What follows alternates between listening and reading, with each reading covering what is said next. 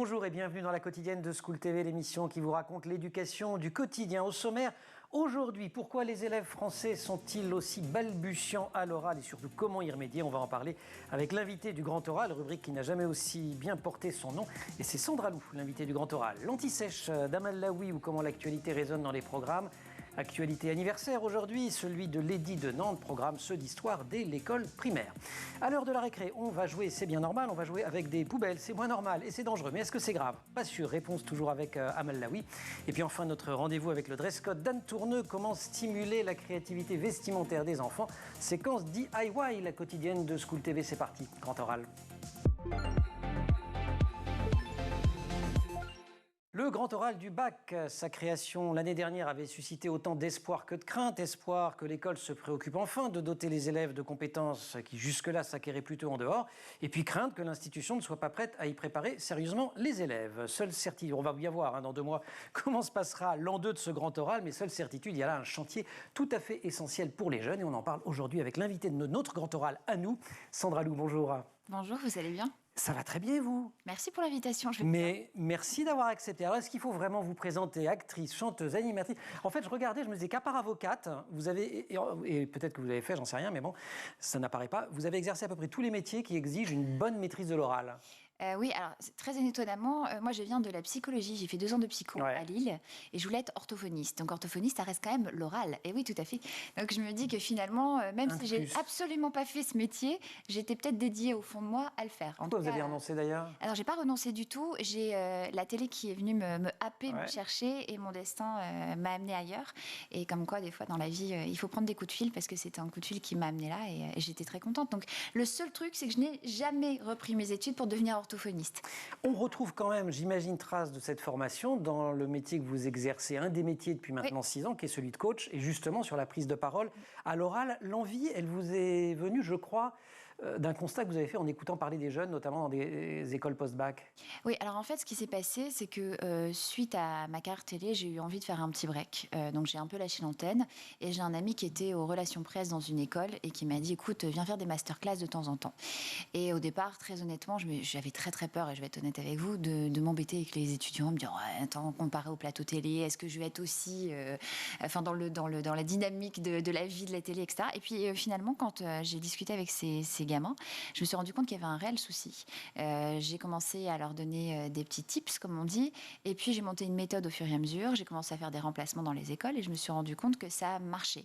Et depuis 6 ans, donc, je donne des cours dans différentes écoles de communication sur Paris. D'où vient le problème, selon vous? D'où ça vient? Parce que vous avez affaire à des jeunes gens qui, malgré tout, ont le baccalauréat, ont fait des études, sont en principe capables de prendre la parole en public. Le souci, c'est qu'en France, et vraiment c'est un problème très français, on n'apprend pas aux enfants, que ce soit en primaire et voire même un peu plus tôt, même en maternelle, à parler en public. Souvent, c'est un traumatisme. C'est-à-dire que quand on est gamin, je pense que vous vous souvenez du fameux moment, et c'est pas forcément à l'école, ou même en famille, on vous dit « Allez, monte sur la table et chante une chanson devant tout le monde », et ça peut bloquer. D'ailleurs, Amal, je voulais... Oui, c'est ça. Il y a une table.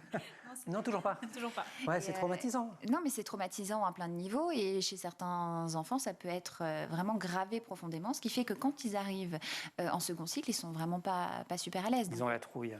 Mais la glossophobie, donc la peur de parler en public, reste une des peurs principales. Sandra, elle lit à l'envers en plus. Parce Oui, que là, j'ai écrit glossophobie en plus. Ah mince. Ouais, j'avais une question dessus. Mais non, mais c'est génial. C'est la grande pro de la télé qui fait les transitions toute seule comme une grande. Donc la glossophobie, virgule, la peur de parler à l'oral. Oui, la peur de parler à l'oral, et c'est une vraie phobie qu'on a tous, parce qu'on a peur du jugement. Donc de base, quand on parle devant les gens, on a l'impression qu'on va être surjugé, alors qu'on se trompe. Généralement, nous, on met la barre très haut. Bien sûr, en se disant que ça va être dramatique, on va être jugé sur notre physique, sur notre voix, sur notre expression, sur ce qu'on a peut-être à raconter dans les mots, et au final on se rend compte que non, pas à ce point. Donc il faut apprivoiser ça, il faut les rassurer avec ça, il faut essayer, en tout cas dès le plus jeune âge, et c'est tout le problème comme je le disais, de montrer aux enfants que c'est absolument pas grave. C'est comme l'écriture, c'est comme apprendre les mathématiques, faire du vélo, ça s'apprend. Mais il y a les récitations quand même, on récite des trucs, on fait des exposés. Ouais, mais honnêtement, vous allez dire du mal, je sens que vous allez dire du mal. C'est absolument pas suffisant. Et encore que quand on a des récitations, bon, de temps en temps on fait passer tous les élèves, mais vous le savez, parfois c'est c'est... on en pioche un ou deux. Voilà. Donc, ils n'ont pas tous la même chance de prendre la parole en public. Donc l'art oratoire reste une vraie capacité qu'il faut travailler sur le long cours. Et donc forcément, c'est pas juste la récitation qui va nous aider. On va poursuivre la discussion et ce grand oral. Sandra, pour l'instant, c'est l'heure de l'anti-sèche de la grande maîtresse, la prêtresse de l'art oratoire sur ce plateau, Amal Laoui. Et donc Amal Laoui, debout sur ce plateau, en train de nous faire cette anti-sèche. Vous savez, l'anti-sèche, c'est la façon dont l'actualité résonne dans les programmes scolaires. Actualité, on se permet de temps en temps des petits clins d'œil à l'histoire. C'est un anniversaire, celui de l'édit de Nantes, signé le 13 avril 1598. Oui, c'est ça. L'édit de Nantes, signé par le roi Henri IV, met un terme à 36 années de conflits violents entre catholiques et protestants. C'est l'acte majeur du roi Henri IV car il institue la coexistence religieuse. Alors son but immédiat, c'est la paix civile, mais son objectif avoué reste l'unité religieuse du royaume. Donc dès le préambule, oui, citons-le un peu, parce qu'en fait, on ne sait même pas ce qu'il y a dedans. On ne sait pas ce qu'il y a dedans. Donc le roi souhaite que l'établissement d'une bonne paix permette à ses sujets de la religion prétendue réformée de revenir à la vraie religion, donc la sienne, la religion catholique, apostolique et romaine. Il s'agit donc bien d'un édit de tolérance, mais pas de la tolérance dans le sens actuel, dans le langage du temps. Eh bien, tolérer, c'est supporter quelque chose. Donc les protestants ont donc la liberté de conscience et doivent être traités comme les autres sujets du roi. Mais le culte protestant n'est autorisé que dans certains lieux, alors que le culte catholique, lui, doit être rétabli partout où il avait disparu. L'édit de Nantes, grand classique des programmes scolaires depuis fort longtemps. On commence d'ailleurs dès l'école primaire. Très tôt, dès l'école primaire, dans le chapitre sur le temps des rois en CM1. Donc dans ce chapitre, on aborde une période qui est très longue, qui va du XIIIe siècle jusqu'au début du XVIIIe siècle. Alors les élèves vont étudier 4 figures royales. Louis IX, le roi chrétien au XIIIe siècle, François Ier, le protecteur des arts et des lettres, exactement, la Renaissance, Henri IV et l'édit de Nantes, et Louis XIV, le roi Soleil à Versailles. Donc le programme, en fait, il incite à se centrer sur le rôle de ces rois dans la construction du royaume de France et à ouvrir des problématiques plus générales, donc la place de la religion avec Louis IX et Henri IV, l'art et la culture avec François Ier, et dans une certaine mesure Louis XIV à Versailles, les relations du pays avec l'extérieur, y compris donc la constitution du premier empire colonial, mais aussi l'évolution de la société. Thème très important, thème socle dans les programmes, puisque ça va donner les premières paires d'histoire de France autour de cette question de la monarchie. Oui, c'est ça, l'objectif, c'est d'entrer dans l'histoire de France en présentant sa période monarchique au Moyen-Âge et à l'époque moderne, avec la France durant la Révolution française. Donc les élèves devront comprendre en priorité ce qu'est une monarchie et comment la France a évolué durant la période monarchique. Quels sont, Amal, les autres objectifs de ce chapitre? Car il y a toujours d'autres objectifs au chapitre cachés. De ce chapitre sera aussi d'apprendre à se repérer dans le temps et dans l'espace, de comprendre un document et de pratiquer différents langages. Et quoi? Je n'apprends pas à devenir citoyen? On apprend toujours dans les programmes scolaires à devenir citoyen. Donc le programme d'enseignement moral et civique du cycle 3 recommande d'aborder le thème de la tolérance dans la rubrique respecter autrui et accepter les différences, en lien donc avec le programme d'histoire. Donc l'étude de l'édit de Nantes, édit de tolérance, rentre dans cette perspective en permettant de faire comprendre que cette tolérance a été imposée par le pouvoir royal pour mettre fin à un conflit sanglant. Il s'agit aussi à partir d'une discussion en classe, par exemple, sur les dispositions de l'édit de Nantes et d'une évocation de son devenir, de montrer que nous sommes venus très lentement à l'idée que nous avons aujourd'hui de la tolérance. Et qu'une partie du chemin reste encore à accomplir, on peut se le dire. Amal, merci, on se retrouve pour la récré tout à l'heure. Retour du grand oral avec Sandra Lou. Le colloquio, je fais avec l'accent. Vous maîtrisez bien l'accent italien, vous êtes un peu italien, David? Ma non, non sono italiano, sono francese.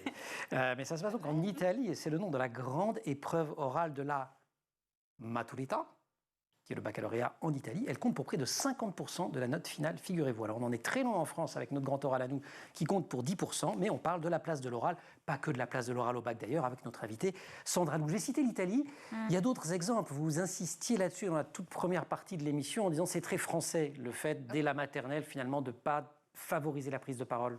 Les pays anglophones ont compris ça depuis bien longtemps. Si on prend les États-Unis, si on prend l'Angleterre, en fait, dès la maternelle, ils mettent les enfants sur une petite table et leur demandent de raconter leur journée de la veille, d'apprendre une petite chanson, de parler aux copains. Et de fil en aiguille, tous les jours, en fait, à force de pratiquer, et je me répète, mais c'est comme quand on apprend à écrire, à lire, à faire du vélo. Oui, on en fait des heures et des heures, quoi.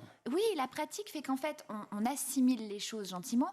Le corps, tout simplement, imprime tout ça. Et après, c'est facile, c'est évident. C'est comme la conduite, hein, vous voyez. On réfléchit toujours au départ à comment on va passer les vitesses en même temps que regarder, machin. Et puis après, on achète une voiture automatique. Je veux dire... Vous, oui, mais pas nous. Non. Et les élèves, c'est ça. Donc, l'Italie, 50%, bah oui, mais je suis désolée, mais ils ont tout compris pour le coup. Parce qu'en France, encore une fois, le souci, c'est que à l'époque... écoutez, je vais vous raconter un truc quand même. Pendant 127 siècles, c'est quand même assez énorme, l'art oratoire faisait partie de notre quotidien. C'est-à-dire que c'était tout à fait normal qu'on prenne la parole. On était tous des orateurs. Donc, on manquait d'imprimerie en même temps. Oui, mais c'est pas faux. C'est pas faux. Néanmoins, on écrivait quand même depuis très longtemps. Ok, il n'y avait peut-être pas l'imprimerie, mais on écrivait. Nous, au XXe siècle, on s'est dit non, bah tiens, on va bannir complètement l'art oratoire parce que l'écriture, c'est vachement bien. Puis on va faire des dissertes, ça va être génial. Mais sauf que ça, à un moment donné, ça a ses limites. C'est-à-dire que, ok, on s'est rendu compte que c'était très bien, on a eu des très bons auteurs et c'est magnifique.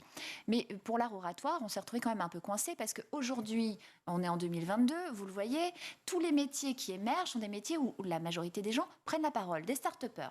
Vous venez pitcher votre... le pitch. Mais bien sûr. Le pitch ascenseur. Oui. 25 secondes pour convaincre. Le pitch, yeah, elevator pitch. Il est totalement bilingue, trilingue. Non, je veux dire qu'un mot par langue, en fait. Et c'est très bien parce que ça fait le job. Jeu. Voilà, tout à fait. Non, et effectivement, là, c'est un vrai souci parce qu'on a plein de métiers comme ça où on prend la parole en public. Même le télétravail aujourd'hui oblige les gens à parler devant une caméra. Certains pardon pour l'expression, mais se chient dessus parce qu'ils doivent parler devant 200 collaborateurs. Se font caca. D'accord, merci beaucoup. Et donc forcément, non, mais ça les met très très mal. Bah, oui. C'est un réel souci.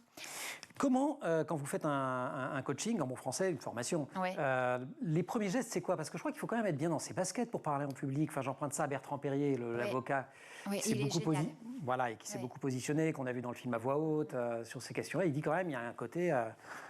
En fait, le souci, c'est qu'on traîne tous nos bagages. Quand je dis nos bagages, c'est pas pour partir en Italie, par exemple. Les bagages psy. Voilà, les bagages psy. Et ça, malheureusement, quand on débarque quelque part, surtout en école, on traîne ça depuis des années et des années. Et quand on prend la parole en public, ça nous colle aux fesses, encore une fois, mais ça nous colle au dos, ou ce que vous voulez. Il y a un truc quand même, je ne sais pas, là.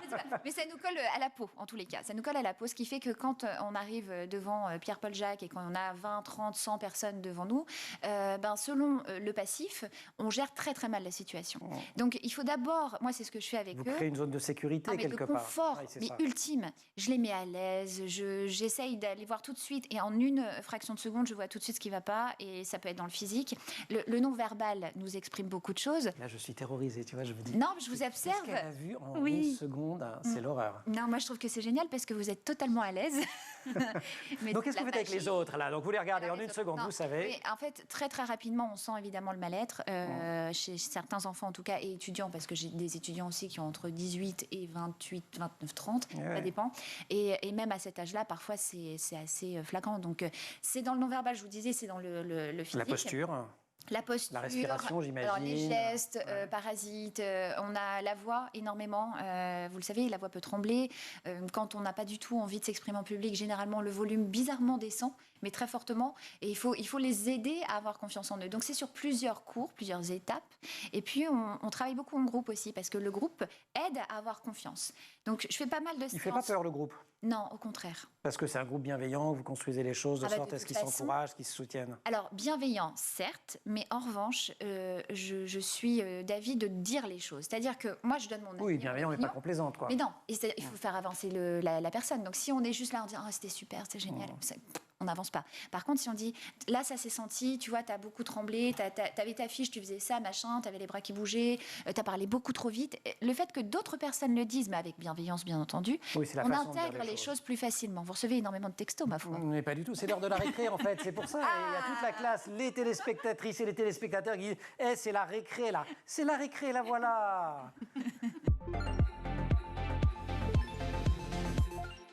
Et la récré, c'est avec Amal, récré dans laquelle on va jouer en prenant quelques risques aujourd'hui, n'est-ce pas? Voici une petite vidéo sur Facebook avec deux petits garçons qui ont l'air de beaucoup s'amuser avec une poubelle et ils n'ont pas l'air de craindre la douleur, vous allez comprendre, regardez.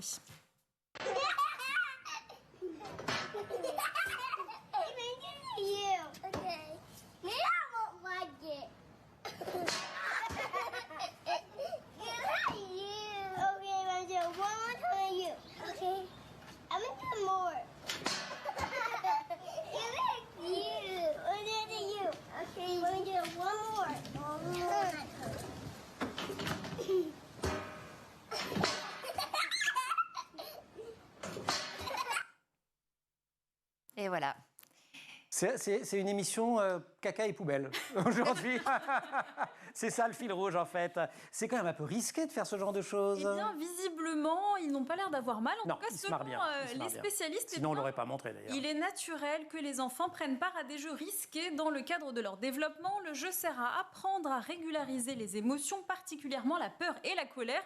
On va définir ce que c'est un jeu risqué. Donc, il comporte des formes palpitantes de jeu associées à de l'incertitude et à des possibilités de blessures physiques. Si bien qu'il existe plusieurs catégories de jeux risqués. Il y a plusieurs types de jeux risqués. Voici quelques exemples. Donc, le jeu en hauteur qui présente un risque de chute, voilà. Donc, tous les endroits où l'enfant peut grimper. Les jeux où l'enfant n'a pas de contrôle sur sa vitesse et son rythme. Les outils dangereux. Les jeux à proximité d'espaces dangereux comme les feux ou les piscines. Les jeux turbulents, un peu désorganisés. Par exemple, les jeux où on fait un petit peu la bagarre, ouais. Voilà. Le jeu où l'enfant est laissé un petit peu à lui-même avec peu ou pas de supervision. En tout cas, eh bien, selon les études, il est prouvé qu'un enfant à qui on permet de grimper librement et d'explorer son environnement sans contrainte aura une meilleure conscience des limites de son corps et de ses capacités. Donc c'est plutôt pas mal de le laisser faire et prendre ses risques, sauf que les enfants sont de plus en plus sédentaires. Oui, malheureusement, seulement 37% des enfants jouent dehors chaque jour. Les enfants passent de moins en moins de temps à faire des activités physiques dehors et de plus en plus de temps à l'intérieur devant leurs écrans. En tout cas, il faut... FIFA, ça compte pas? FIFA, ça compte pas, non. On joue au foot, mais dehors. Ouais, d'accord. Donc, il faut mettre en place des jeux, donc des temps de jeu en extérieur, puisque en plus de favoriser l'activité physique et le développement d'aptitudes sociales, eh bien, le jeu risqué permet aussi aux enfants de s'adapter à leur environnement en fonction de leurs craintes, notamment, et en plus d'atténuer le risque potentiel d'un trouble de l'anxiété. Voilà, il faut quand même faire bien attention, ne pas être imprudent ou négligent lorsque les enfants s'adonnent à ces jeux risqués. Oui, c'est ça, vous avez tout dit. Ok, super, merci. Fin de la récré alors, retour du grand oral. À sa création en 1802, le baccalauréat était uniquement un examen oral. L'écrit a peu à peu grignoté l'oral, ce que disait Sandra Lou tout à l'heure, la disserte a grignoté. Jusqu'à l'an passé, la création d'un grand oral du baccalauréat, il était temps. Notre invité en a fait l'expérience en intervenant dans des établissements d'enseignement supérieur. L'école ne prépare pas les jeunes à s'exprimer à l'oral. Selon les concepteurs de ce grand oral, je les cite, c'est un levier d'égalité des chances et un révélateur de potentiel. Donc, il y a deux idées dans le truc. Levier d'égalité des chances, vous êtes d'accord avec ça ? Parce que ce qu'ils veulent dire par là, c'est que d'apprendre à bien s'exprimer, ça permet de neutraliser un accent, un vocabulaire, enfin des choses qui peuvent vous assigner. Oui, certes, et aussi n'oublions pas qu'il y a des enfants, je reviens sur le côté j'aurais pu être orthophoniste, mais qui sont dyslexiques, dysorthographiques, etc. Et forcément, ils se mettent en échec quand ils doivent faire un examen à l'écrit, alors qu'à l'oral, ils peuvent totalement cartonner. Donc moi, je trouve que c'est plutôt bien de remettre, de toute façon pour toutes les raisons que je vous ai citées, au goût du jour, le grand oral. Ça fait flipper parce que forcément d'un seul coup on leur dit vous avez 15 minutes. C'est énorme parce que c'est un peu le vide devant soi. Qu'est-ce que je vais raconter? Est-ce que je vais être intéressant pendant 15 minutes? Est-ce que pendant ces 15 minutes on ne va pas à un moment donné me déstabiliser, etc., etc. Donc c'est pas évident, mais moi je trouve que c'est une très très bonne nouvelle. Est-ce qu'il y a des différences entre les garçons et les filles? Bien sûr, les filles sont formidables. Non, je plaisante. Ah, on le sait, excusez-moi. Non, alors... Non, mais alors plus sérieusement, parce qu'à l'école, quand même, on leur donne moins souvent la parole. Enfin, il y a des études, dès la crèche, je vous cite une prof de sciences de l'éducation de l'Université de Genève. Dès la crèche, on a schématiquement des filles qui demandent la parole et des garçons qui la prennent. Ah, Donc oui, Pas mal. je trouve ça très intéressant Bah ce ouais. point de vue. Moi, ce que j'ai remarqué dans mes classes, c'est que les filles, généralement, ont toujours un petit truc à raconter. Par contre, il faut que j'aille les chercher, honnêtement. Ah bah c'est ce qu'elle dit. Quand je dis, bon, alors, quel groupe veut passer? Non, non, les mecs vont plus facilement lever la main et dire, moi, j'y vais, parce qu'en plus, ils savent qu'il vaut mieux passer au début. Voilà, ils essuient les plâtres, mais en même temps, ils apprennent beaucoup plus vite. Et les filles sont vachement en attente, comme ça. C'est très attentiste, oui. Mais en même temps, elles sont meilleures. Ah, j'en ai trouvé des très très bonnes. La pédagogie, c'est l'art de la répétition. Donc Sandra va répéter 3 ou 4 fois. Il y a beaucoup de concours d'éloquence. Il y a des émissions de télé, Super. des docs comme à voix haute, des films. Je pense au Brio, Oui, c'est vrai, au c'est vrai, tout à discours. fait. Il y avait le discours d'un roi aussi, dans un registre un peu différent, qui était très beau. C'était effectivement très très beau. Vous recommandez tout ça, j'imagine. Évidemment, non, Ouais. mais je recommande ça et je recommande surtout, même, il y a un jeu, alors je ne sais plus, le jeu de l'éloquence qui est sorti il n'y a pas très longtemps, un jeu de société. Hein. Alors je ne sais plus qui l'avait fait. Parfois, on fait des jeux sur ce plateau, mais la dernière fois, c'était Shabada, il fallait chanter des chansons. Mais je vous sur le truc d'ailleurs, mais bon, à mal, c'était carapaté. Non, là, je crois que ça s'appelle le jeu de l'éloquence. Il faudrait vérifier, je n'ai plus le nom de la personne qui l'a créé, mais en tous les cas, voilà, c'est des petites choses qui peuvent aider les enfants, évidemment, enfin les enfants et les plus grands d'ailleurs, à être beaucoup plus à l'aise à l'oral. Mais après, moi, ce que je préconise, et vous vous en doutez, c'est que Monsieur Blanquer, à un moment donné, si je peux me permettre, puisse essayer de faire en sorte. Vous voulez parler, il y aura une Oui, caméra, voilà, là, regardez dans les yeux. Monsieur Blanquer. Les yeux dans les yeux, Monsieur le ministre. Monsieur le ministre, Monsieur Blanquer. Non, réellement, c'est très, très important de réintégrer l'oral dans le cursus scolaire des étudiants. Alors, moi, je pense surtout aux enfants qui se trouvent en primaire et au collège, mais à partir de la primaire, ce serait formidable d'intégrer ça dans les cours. Et ça les aiderait vraiment. Avec le temps, je pense que tout simplement, comme je vous l'ai dit, avec la pratique, on aurait de très grands orateurs et ce serait formidable. Ce serait tout à fait extraordinaire. C'est aussi une question plus, j'allais dire, plus politique en général. C'est la question de la prise. Bah oui, allez-y, je vous laisse. Ah bah non, allez-y, si vous avez déjà dit oui. Non, mais je dis oui parce que moi, je trouve que c'est une question évidemment politique. Ouais. Mais ce qu'il y a, c'est que j'aimerais que ça bouge un peu plus. Mais je ne suis pas la seule à le penser. Hein, et on est nombreux quand même à penser ça. Il y a des professeurs de la Sorbonne aussi qui se sont rendus compte qu'effectivement, le constat a été assez dramatique. Je vous dis, quand on a des étudiants qui arrivent comme ça en études supérieures et qui pardon, je vais redire la même chose que tout à l'heure, mais qui sont liquides à l'idée de prendre la parole en public, ce n'est pas normal. Oui, vous avez compris. Ouais. Voilà. Mais ce n'est pas normal. Ce n'est pas normal. Voilà, si vous avez bien suivi l'émission, vous avez compris aussi la fine allusion. Il faut bien s'habiller, non, pour parler à l'oral. C'est bien d'être. Tout est c'est mieux une quand transition on... pour le dress code, je vous signale.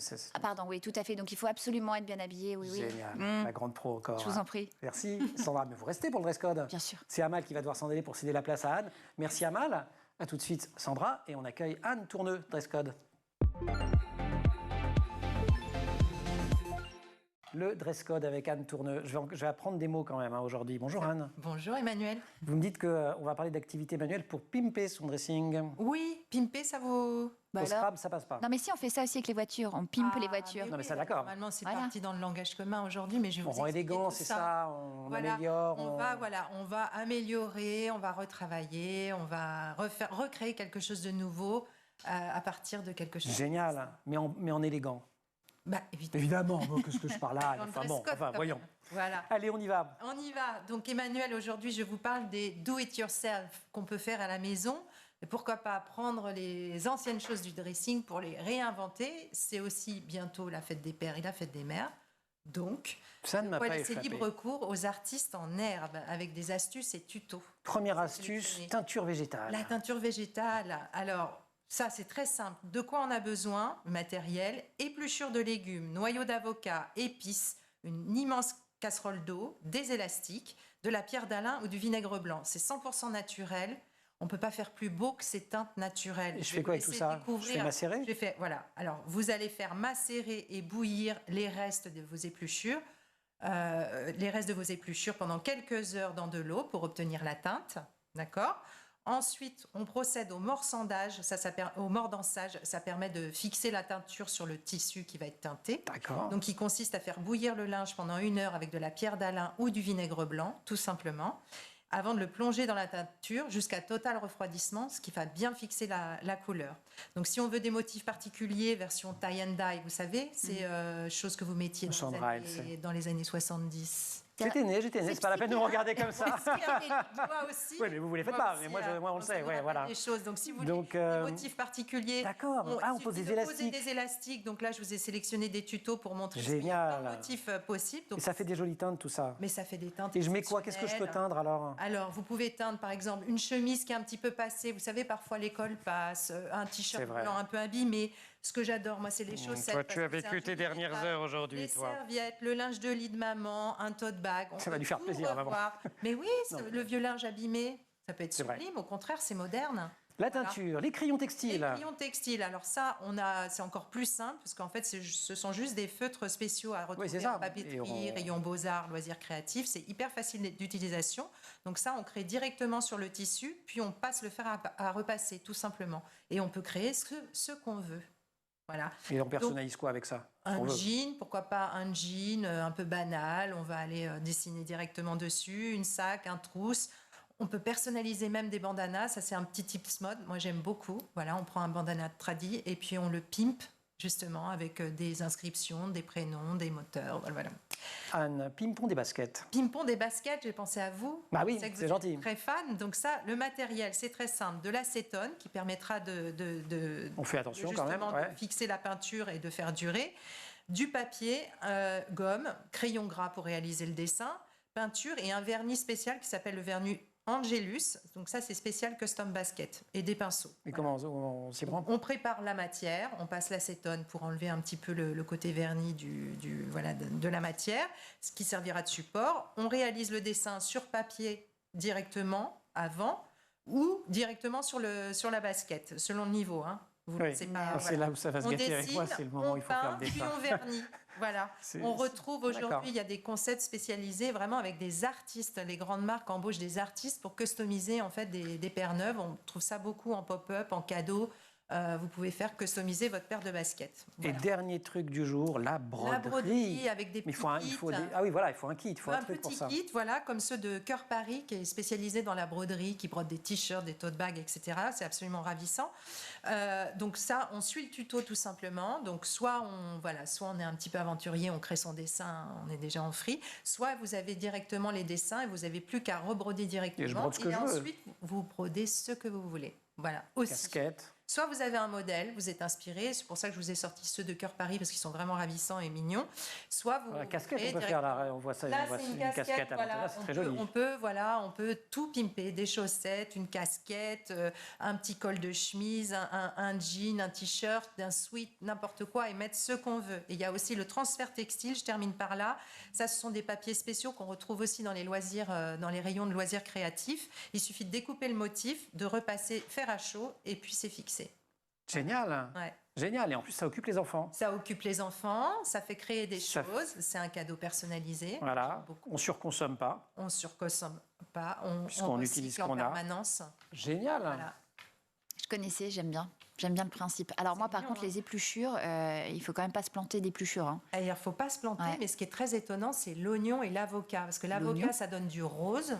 Voilà, le noyau d'avocat donne une teinte rose absolument sublime. C'est ce qu'on a envie de porter en réalité cet été, parce que ce sont des teintes très édulcorées, un petit peu avec de l'eau. Avocat, ça fait rose.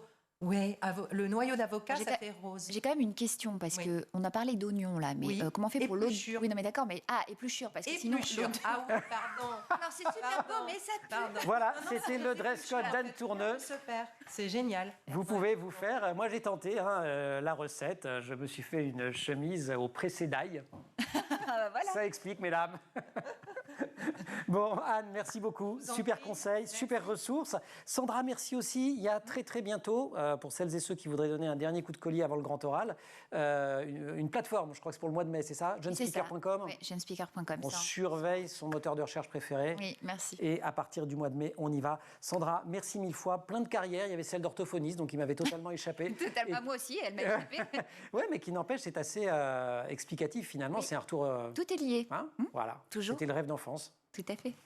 Merci beaucoup. La quotidienne de School TV, c'est fini pour aujourd'hui. Merci aussi, comme toujours, à toute l'équipe. Marine Plantec, assistée par Charles Fontaine, au maquillage Laure Audemont, en régie, au son Saïd Mamou et à la réalisation Kenny Dellenbach. Vous restez évidemment sur School TV et vous nous retrouvez en permanence sur les réseaux sociaux et sur Internet.